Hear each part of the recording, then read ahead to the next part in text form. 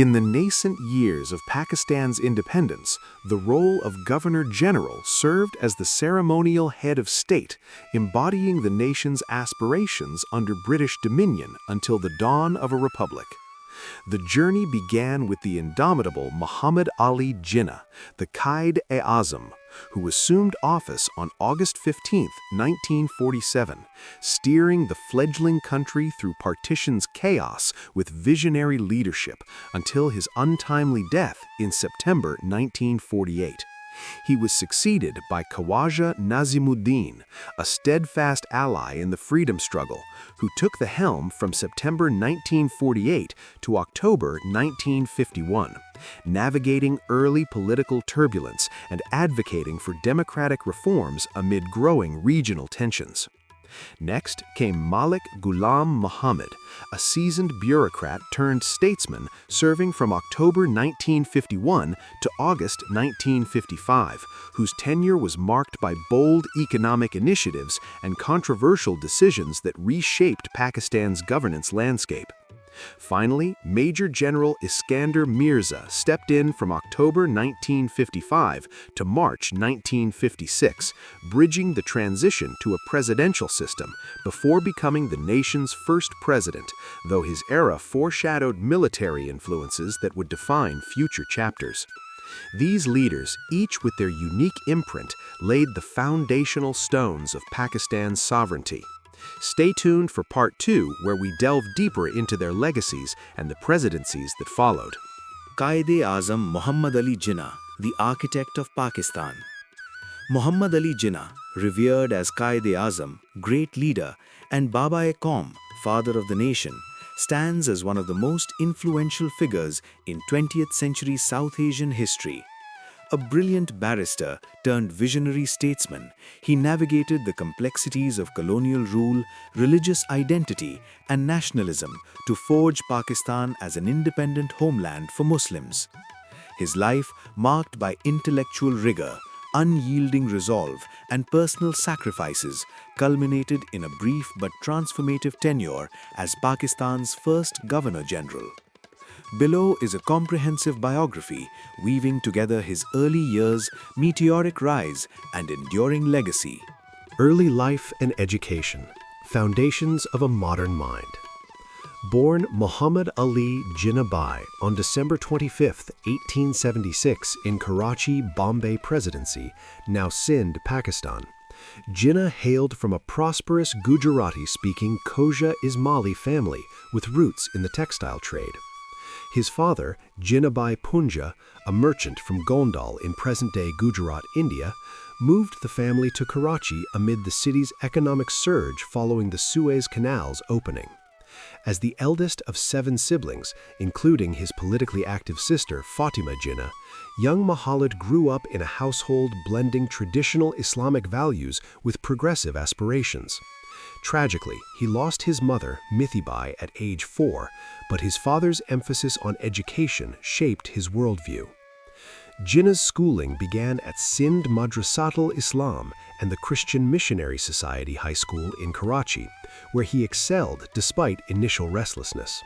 He later attended the Cathedral and John Connon School in Bombay, Mumbai, and briefly Bombay University.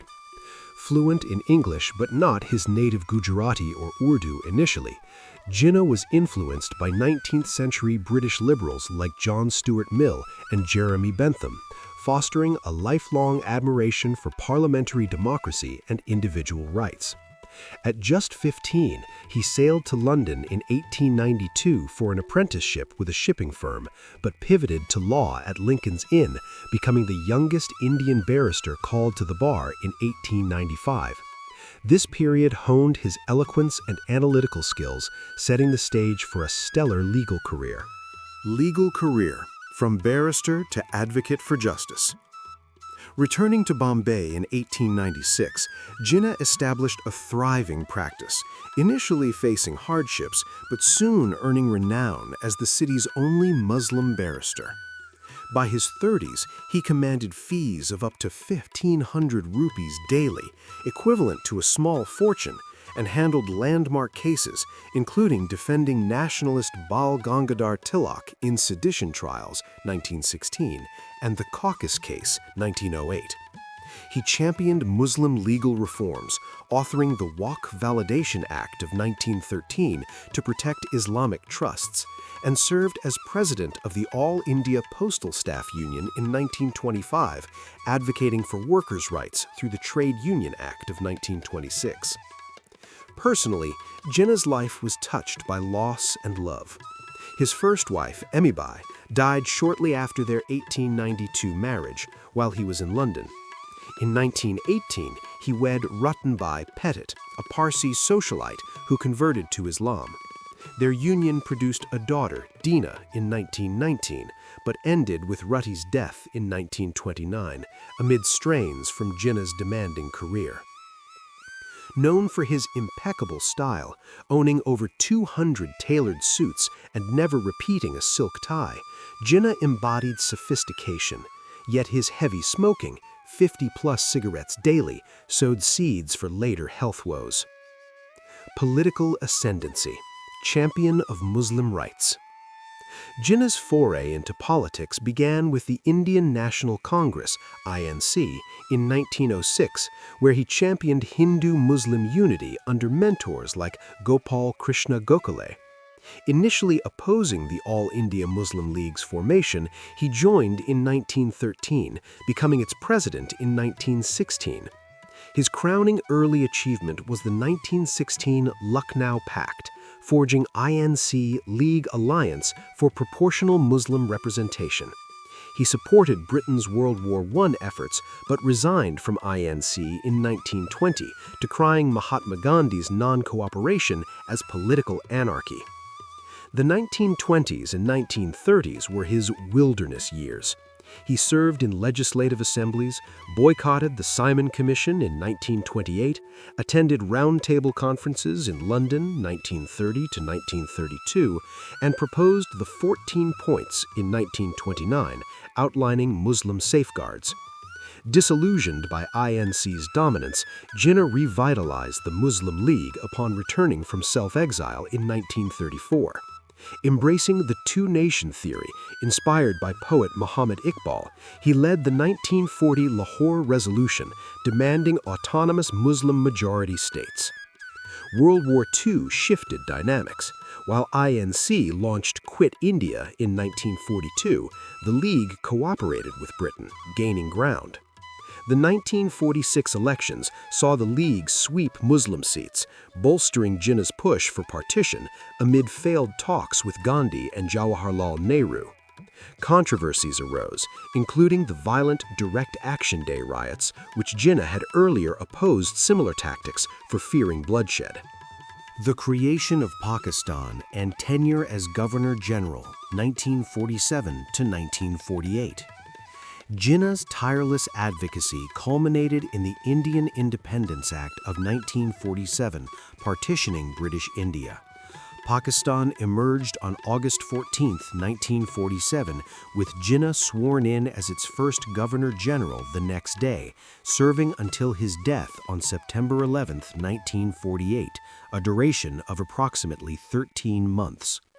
He also held roles as Speaker of the Constituent Assembly, August 11, 1947 to September 11, 1948, and President of the Muslim League, December 15, 1947 to September 11, 1948, under King George VI and Prime Minister Liaquat Ali Khan.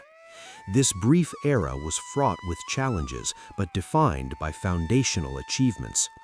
Jinnah oversaw the nascent government's formation, negotiating asset division from British India, targeting 1/6 share, and addressing the refugee crisis. 8 million muhajirs fled violence, with Jinnah personally visiting camps amid partition's horrors, including ethnic cleansing in Punjab that claimed 500,000 to 1 million lives. He dissolved the Northwest Frontier Province government on August 22, 1947, installing a League-aligned administration, and navigated princely states' accessions, controversially claiming Junagadh for Pakistan, only for India to intervene. The Kashmir conflict loomed large. Amid tribal incursions and the First Indo-Pakistani War, Jinnah ordered troop movements but faced resistance from British commanders. Economically, he promoted Muslim enterprises like MCB Bank and Orient Airways, envisioning a mixed economy with Islamic principles of justice and equality.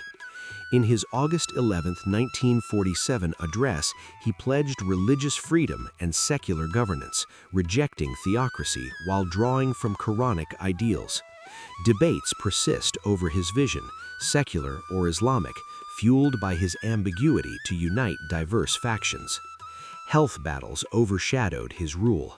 Long suffering from tuberculosis and lung cancer, Jinnah concealed his ailments to maintain stability, treating with streptomycin to no avail. Death and enduring legacy. Jinnah succumbed to pneumonia and his illnesses on September 11, 1948 in Karachi, aged 71, weighing a frail 36 kilograms. His state funeral drew 1 million mourners. He rests at Mazar-e-Quaid, a Karachi landmark. Jinnah's legacy is profound. In Pakistan, his birthday is a national holiday, and he's immortalized on currency in awards like the Order of Quaid-e-Azam and institutions such as Jinnah International Airport. Globally, streets in Ankara and Tehran honor him. Biographer Stanley Walpert hailed him as Pakistan's greatest leader, embodying unity amid division. Yet controversies linger. Critics in India blame him for Partition's bloodshed, while some question his personal piety, for example, alleged alcohol use. Ultimately, Jinnah's life exemplifies the power of intellect and perseverance in reshaping nations, inspiring generations with his call for justice and self-determination. Khawaja Nazimuddin, a pillar of Pakistan's early nationhood. Sir Khawaja Nazimuddin, a dignified and principled leader from Bengal's aristocratic elite, played a crucial role in shaping Pakistan's formative years. As the second Governor-General and later Prime Minister, he navigated the young nation's turbulent transition from colonial rule to independence, embodying a blend of conservative values, unwavering loyalty to the Muslim cause, and a commitment to democratic ideals. His life, marked by service amid personal humility, reflects the challenges of building a new state in the shadow of partition's chaos. Early life and education, roots in nobility and scholarship. Born on July 19, 1894, in Dhaka, now Dhaka, Bengal Presidency, British India, Khawaja Nazimuddin hailed from one of the region's most prominent Muslim families, the Nawabs of Dhaka. His grandfather, Khawaja Ahsanullah, was a renowned philanthropist and landowner, while his father, Khawaja Salimullah, founded the All India Muslim League in 1906 and was instrumental in establishing the University of Dhaka. Growing up in this environment of wealth, culture, and political activism, young Nazimuddin inherited a legacy of public service and Islamic devotion. His education began locally before he traveled to England, attending Dunstable Grammar School. Returning to India, he earned a Bachelor of Arts in English from Aligarh Muslim University in 1912, a hotbed of Muslim intellectualism. Then he pursued law at Trinity Hall, Cambridge University, where he honed his analytical skills and developed a deep appreciation for British parliamentary traditions. Called to the bar from the Middle Temple in London, Nazimuddin returned home in 1920, equipped with a cosmopolitan outlook that would define his statesmanship. Fluent in Urdu, Bengali, English, and Persian, he was knighted in 1934 for his contributions to public life, earning the title Sir and the Companion of the Indian Empire, CIE honor. Political rise, from local governance to national prominence. Nazimuddin's political journey commenced in 1922 when he was elected chairman of the Dhaka municipality, a position he held until 1929. During this time, he focused on urban development, education, and sanitation reforms, earning respect for his administrative acumen. Simultaneously, he served in the Bengal Legislative Council from 1922 to 1936, advocating for Muslim interests amid growing communal tensions. His ministerial roles elevated his profile. As Education Minister of Bengal, 1929 to 1934, he expanded access to schooling for Muslims and promoted Urdu and Bengali languages. He later served as Home Minister, 1937 to 1941 and 1943 to 1945, managing law and order during World War II and the Quit India movement. In 1943, he became Chief Minister of East Bengal, East Pakistan, where he addressed refugee influxes and land reforms, stabilizing the province amid communal violence. Tenure as Governor General, a steady hand in turbulent times, 1948 to 1951. Following Quaid-e-Azam Muhammad Ali Jinnah's death on September 11, 1948, Nazimuddin was sworn in as Pakistan's second Governor General on September 14, 1948, a position he held until October 17, 1951, spanning approximately 3 years and 1 month. This brief but pivotal duration came at a critical juncture, as Pakistan grappled with establishing institutions, managing economic woes, and fostering unity between its disparate wings, West and East Pakistan. As Governor General, Nazimuddin served as the ceremonial head of state under the British monarch, King George VI, until 1952, while Prime Minister Liaquat Ali Khan handled executive affairs. His tenure was characterized by efforts to consolidate the new nation's identity. Key achievements included overseeing the drafting of the Objectives Resolution in 1949, which laid the foundation for Pakistan's Islamic democratic framework, emphasizing sovereignty under Allah and minority rights. He also navigated foreign relations, strengthening ties with the United States and the Muslim world amid the Cold War. Challenges abounded. The ongoing refugee crisis from Partition displaced millions, straining resources. Economic policies under his oversight aimed at industrialization and agrarian reforms, though inflation and shortages persisted. Tensions in East Pakistan simmered over language rights, culminating in early protests against Urdu as the sole state language, a policy Nazimuddin supported, reflecting his conservative Urdu-speaking background, but alienating Bengali speakers. His administration also dealt with the aftermath of the 1950 India-Pakistan water dispute and border skirmishes. Nazimuddin's style was understated and pious.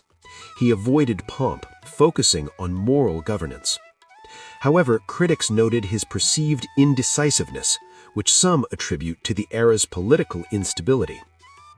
His term ended abruptly with Liaquat Ali Khan's assassination on October 16, 1951, prompting Nazimuddin to step down as Governor General to assume the premiership the next day, while Ghulam Muhammad succeeded him. Prime Ministership and later years, trials and tribulations.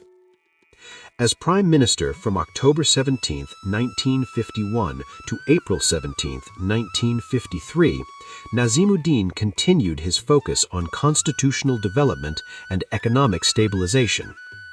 His government introduced the Basic Principles Committee report in 1952, proposing a federal structure, but it faced backlash from East Pakistan over representation. The 1952 language movement in Dhaka erupted into riots, leading to fatalities and highlighting regional divides. Anti-Ahmadiyya disturbances in Punjab further tested his leadership. In a controversial move, Governor General Ghulam Muhammad dismissed Nazimuddin on April 17, 1953, citing incompetence amid economic crises, a decision upheld by the courts but decried as undemocratic. Retiring from active politics, he returned to Dhaka, where he lived quietly, engaging in philanthropy and religious activities. He passed away on October 22, 1964 from a heart attack and was buried in the Hazrat Shah Jalal Mazar Sharif in Sylhet with state honors. Legacy: a selfless patriot amid controversy. Khawaja Nazimuddin is remembered as a selfless, incorruptible leader who prioritized national unity and Islamic values over personal gain. His contributions to education, the Pakistan movement, and early governance endure, with institutions like Khawaja Nazimuddin Medical College in Dhaka bearing his name. Yet his conservative policies and handling of regional issues draw criticism for exacerbating East-West divides, foreshadowing Bangladesh's 1971 independence. In Pakistan's history, Nazimuddin represents the idealism of the founding generation, humble, devoted, and resilient. His life inspires calls for biographies that capture his nuanced role, ensuring his story of quiet dedication continues to resonate in South Asia's complex political tapestry. Malik Ghulam Muhammad, the bureaucrat who shaped Pakistan's early turbulence. Malik Ghulam Muhammad, an astute financier turned controversial statesman, stands as a pivotal yet divisive figure in Pakistan's nascent history. Rising from colonial civil service to the apex of power, he steered the young nation through economic foundations and political upheavals, often at the cost of democratic norms. His tenure as Governor-General marked a shift toward authoritarianism, leaving a legacy of institutional reforms intertwined with constitutional crises. Early life and education. Humble beginnings in colonial India. Born on April 20, 1895 in Lahore, Punjab province of British India, Ghulam Muhammad came from a modest middle-class family of the Kakazai Pashtun tribe. His father, a local businessman, instilled values of diligence and ambition in a household that valued education despite financial constraints. Young Ghulam exhibited early intellectual promise, excelling in his studies amid the socio-political ferment of pre-partition India. He pursued higher education at the prestigious Aligarh Muslim University, graduating with a Bachelor of Arts degree in 1915. Eager to specialize in finance, he traveled to England, where he trained as a chartered accountant, becoming one of the first Muslims from the subcontinent to achieve this qualification. This period honed his expertise in auditing and fiscal management, skills that would propel him into the elite ranks of the Indian civil service. Returning to India in 1921, he joined the Indian Account Service, marking the start of a distinguished bureaucratic career. Professional career, mastering finance in turbulent times. Ghulam Muhammad's ascent in the colonial administration was swift and impressive. He served in various key roles, including as an auditor in the railways and as a financial advisor in princely states. In 1926, he was appointed to Bhopal state as its finance minister, where he streamlined revenues and modernized accounting systems. His reputation for fiscal prudence led to a similar position in Hyderabad Deccan from 1942 to 1946 under the Nizam, where he navigated wartime economies and post-war reconstructions. A staunch supporter of the Pakistan movement, Ghulam Muhammad aligned with Muhammad Ali Jinnah's vision. Upon Pakistan's independence in 1947, Jinnah appointed him as the nation's first finance minister, a role he held from August 15, 1947 to October 19, 1951. In this capacity, he presented Pakistan's inaugural budget in February 1948, focusing on stabilizing the economy amid partition's chaos, refugee influxes, asset divisions from India, and industrial shortages. He established key institutions like the State Bank of Pakistan and the Planning Board, laying groundwork for economic policy.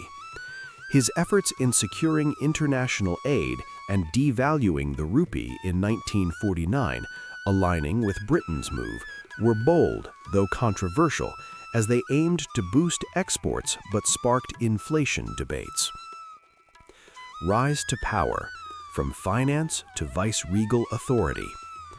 Ghulam Muhammad's transition to higher office came amid tragedy.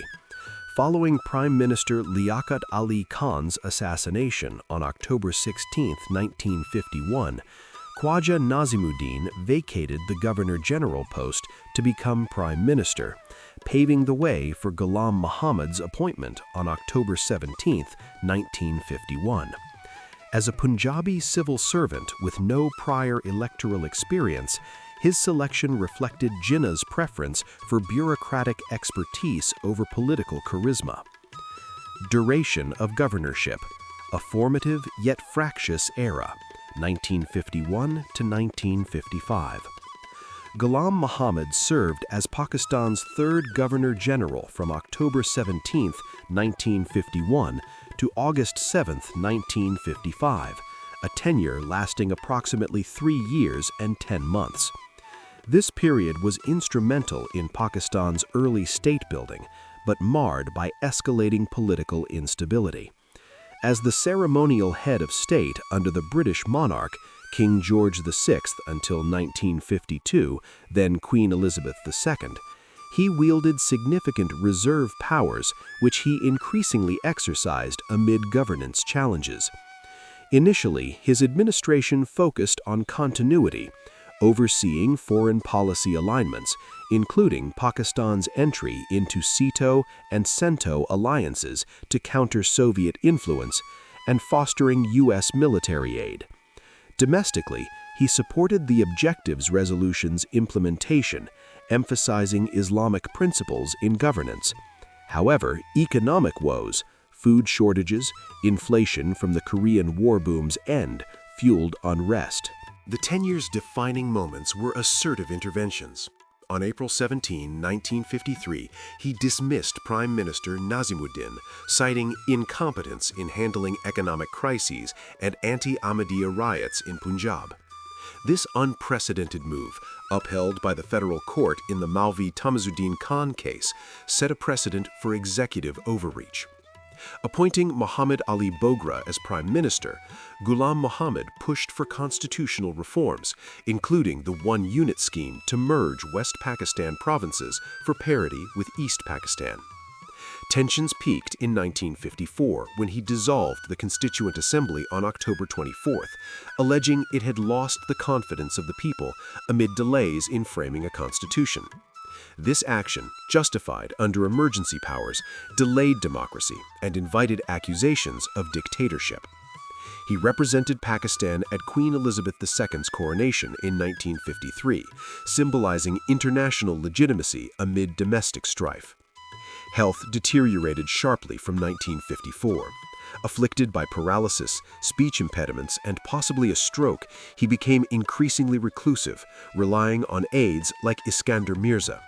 His term ended on August 7, 1955, when acting Governor-General Mirza formally relieved him due to incapacity, though some sources cite October 6, 1955, as the official handover. Controversies and downfall, the shadow of authoritarianism. Ghulam Muhammad's rule is often critiqued as undemocratic and authoritarian.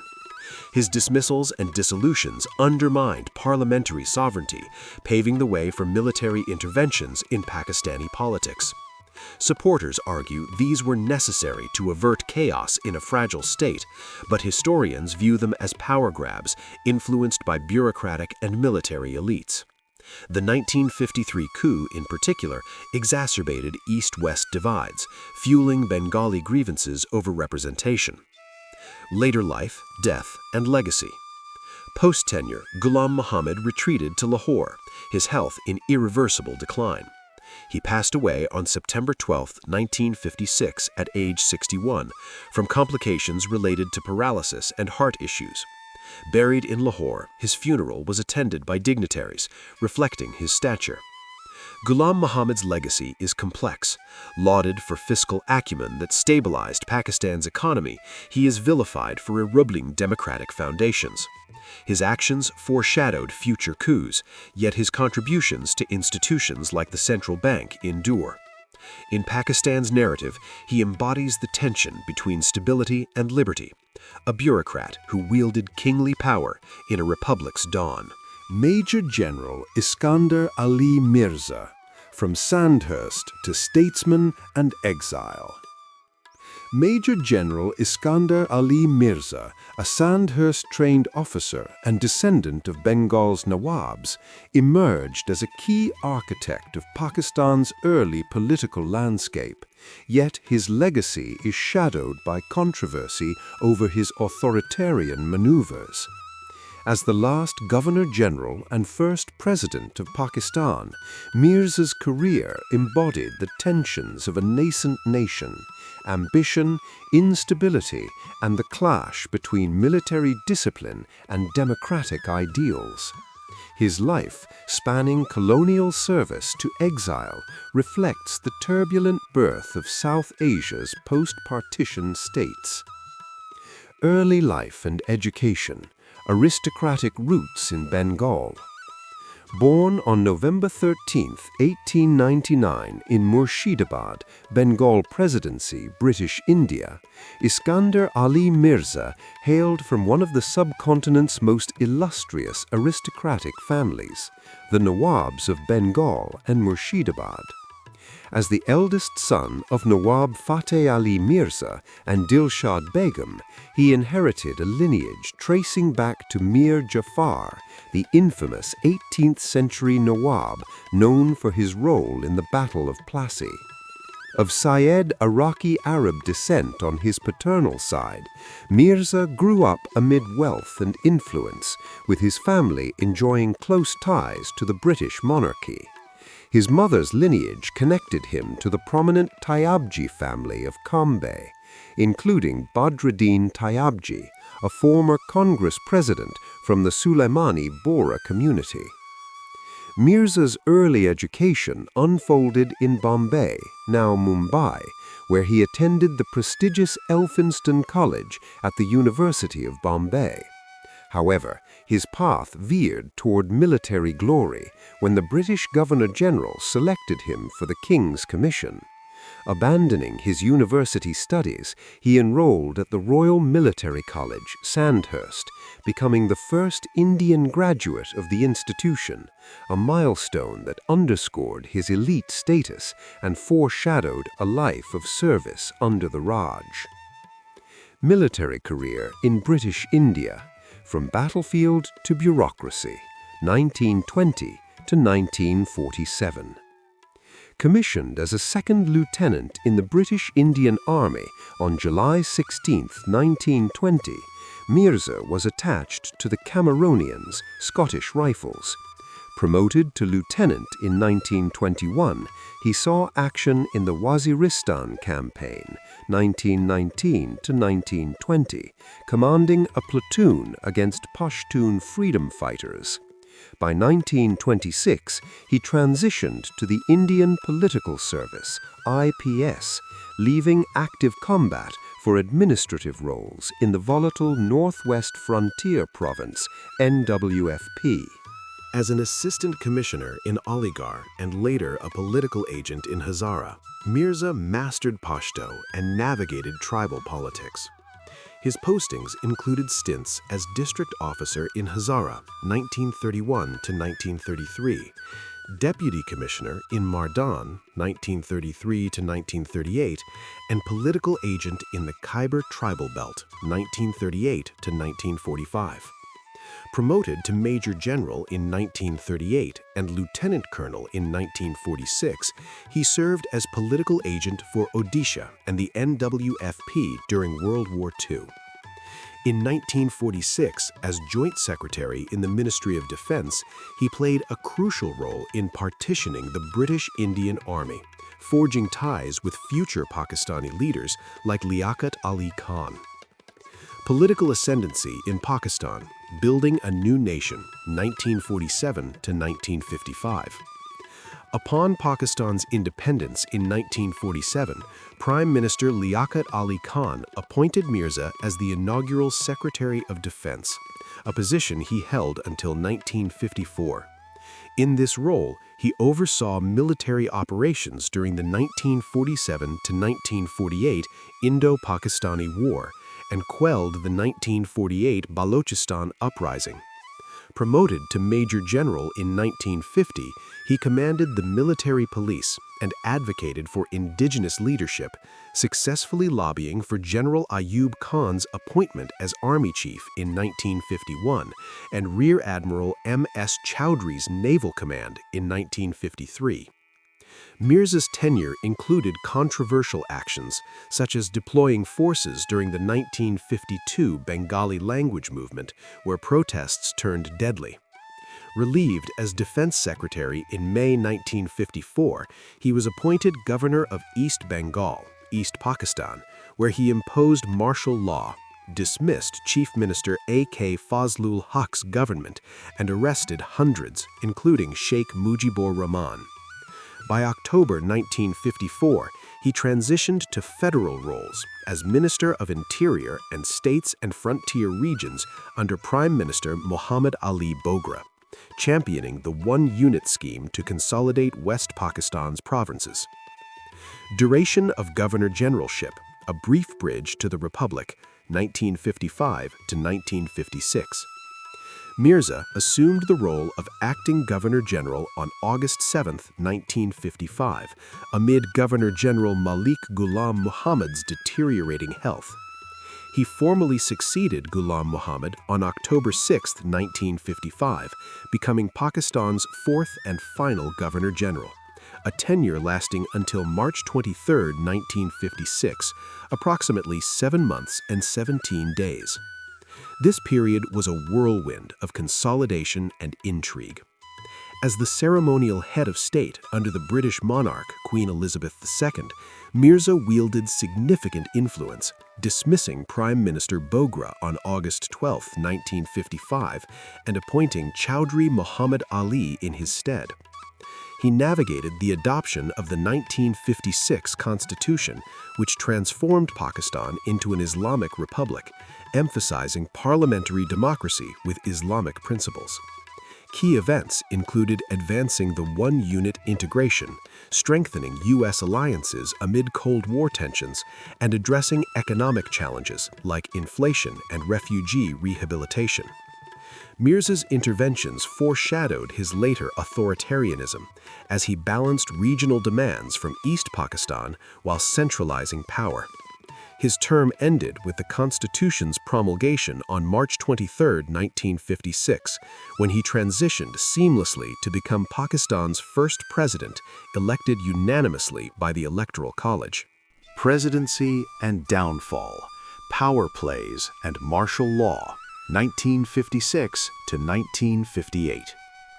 As president from March 23, 1956 to October 27, 1958, Mirza's role was intended to be ceremonial, but he frequently interfered, dismissing 4 prime ministers in 2 years: Chowdhury Muhammad Ali, 1956, Hussain Shahid Suhrawardi, 1957, I. Chundrigar, 1957, and Feroz Khan Noon, 1958.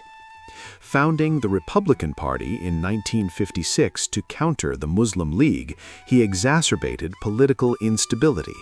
Facing electoral threats and corruption allegations, Mirza imposed martial law on October 7 to 8, 1958, abrogating the Constitution and appointing Ayub Khan as Chief Martial Law Administrator.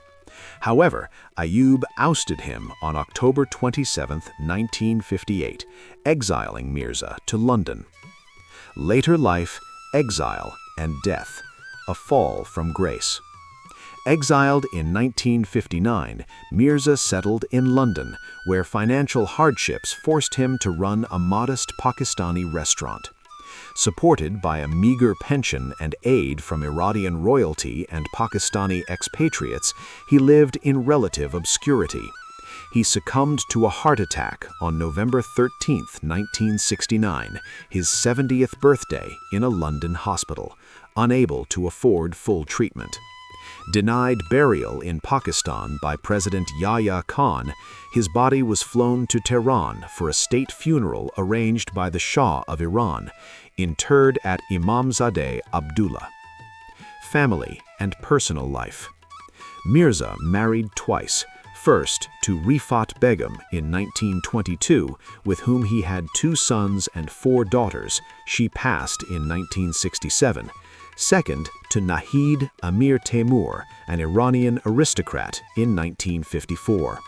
Nahid, who introduced Zulfikar Ali Bhutto to politics, outlived him until 2019.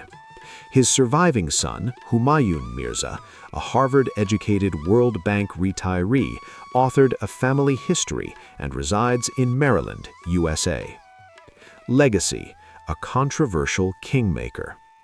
Iskander Mirza is often critiqued by historians for undermining democracy through martial law and political meddling, viewing Pakistanis as unprepared for full parliamentary rule due to low literacy. He advocated controlled democracy and secular internationalism, yet his actions paved the way for military dominance in Pakistani politics. As a bridge between colonial bureaucracy and independent governance, Mirza's story warns of the perils of unchecked power, leaving an estate in ruins and a nation forever altered by his brief, stormy reign.